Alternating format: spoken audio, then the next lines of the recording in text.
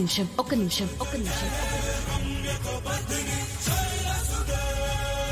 ఒక 5 minutes అండి.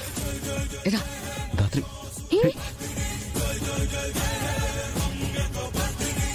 దాత్రి నువ్వు చెప్పాల్సిన అవసరం లేదు కేదార్.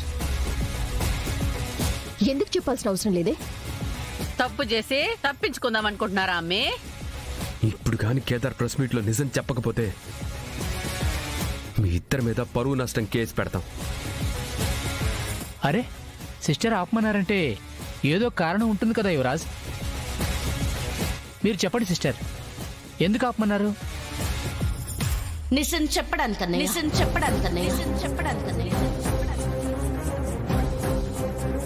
నిజమా? ఏ నిజం? ఆ ఫ్లెక్సీ ఎవరు చేయించారో వాళ్ళ గురించి నిజం చెప్పాలి.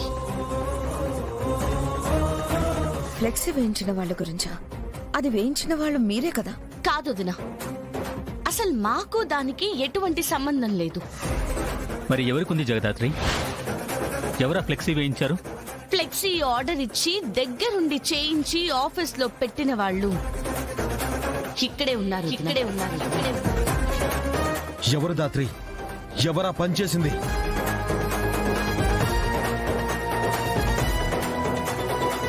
మేనేజర్ గారు, మీరు చెప్తారా లేక నన్ను చెప్పమంటారా?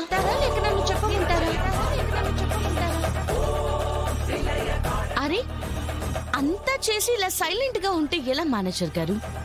చెప్పండి.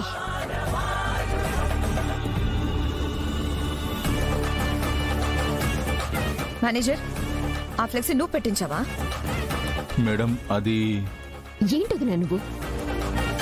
అది కేదార్ని తప్పించటానికే ఏదేదో చెప్తుంటే వింటున్నావు. మీరెన్ని నాటకాలాడినా చేసిన తప్పు నుంచి తప్పించుకోలేరు జగదాత్రి. కేదార్, మీడియా వాళ్ళు చూస్తున్నారు. నువ్వు ముందు వాళ్ళకి నీకు ఈ కుటుంబానికి ఏ సంబంధం లేదని చెప్పు.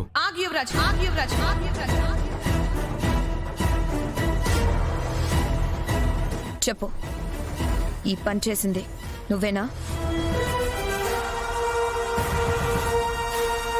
చెప్పు. లేదు మేడం, నాకే సంబంధము లేదు మేడం. మరి సంబంధం లేకపోతే ఈ బిల్లు మీద మీ పేరు, ఫోన్ నంబర్, సిగ్నేచర్ ఎలా వచ్చింది?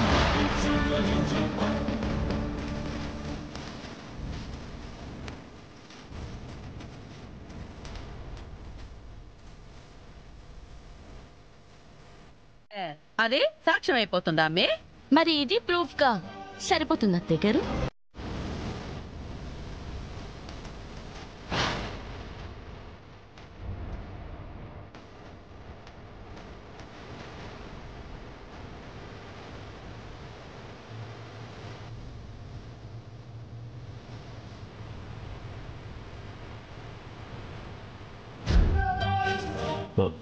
ఇదిగోండి మేడం.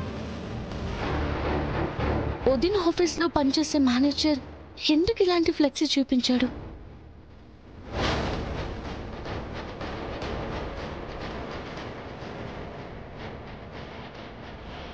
అంటే మేనేజర్ తో యువరాజు ఈ పని చూపించాడా? నాకు ఈ ఫుటేజ్ కొంచెం పంపిస్తారా? ఇవ్వండి.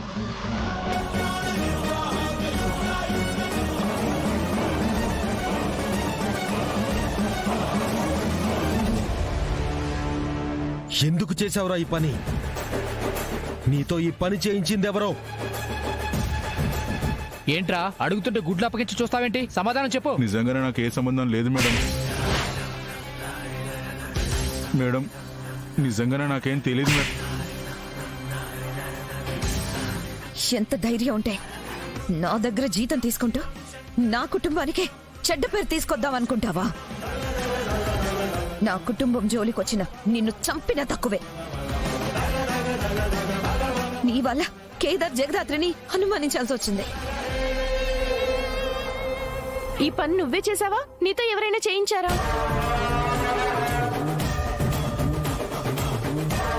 అడుగుతుంది నిన్నే, చెప్పు. వదినా ప్లీజ్, మీడియా వాళ్ళందరూ ఇక్కడే ఉన్నారు, మళ్ళీ వాళ్ళు చూస్తే బాగోదు. బాబాయ్, ఆ మీడియా వాళ్ళని పంపించేయండి. ఇవాళ వీడు ఈ పని ఎందుకు చేశాడో నాకు తెలియాలి. Come to my cabin.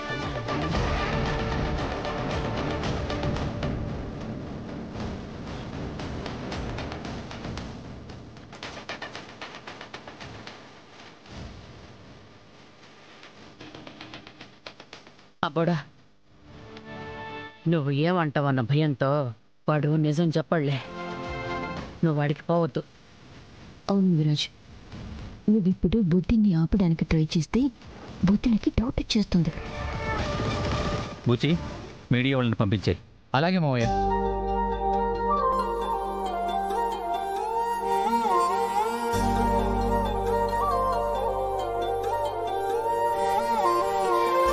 క్షమించమని అడగడానికి కూడా సిగ్గుగా ఉంది. కళ్ళు తిరిగి పడిపోయాడా లేదంటే చనిపోయాడా? కళ్ళు తిరిగి పడిపోయాడు నిషి. ఇంకా ఊపిరి ఆడుతుంది. యో అబ్బే, నిజం చెప్పు, బతికే ఉన్నాడా లేదంటే కౌశికి అబ్బిని చంపేసి ఉండదా? అరే, అసలు ఇంత చిన్న విషయానికి మనిషి ప్రాణం తీస్తారా? ఇంకాపుతారా? అసలు ఏం జరిగిందో తెలుసుకోకుండా ఎందుకు ఏదేదో మాట్లాడుతున్నారు? అరే చెప్తున్నాను కదా, స్పృహ కోల్పోయాడని. మీరు అడ్డు తప్పుకుంటే వెంటనే హాస్పిటల్కి తీసుకెళ్ళాలి. ఎందుకైనా మంచిది ముందు పోలీసులకి ఫోన్ చేయండి మావయ్య, లేదంటే మనందరి మీదకి కేసు వస్తుంది. అవసరం లేదు నిషి, ఏదైనా ఉంటే మేమే కాల్ చేస్తాంలే. మీరెళ్ళి పార్టీ పనులు చూడండి. మేము హాస్పిటల్కి తీసుకుని వెళ్తాం. పదాత్రి.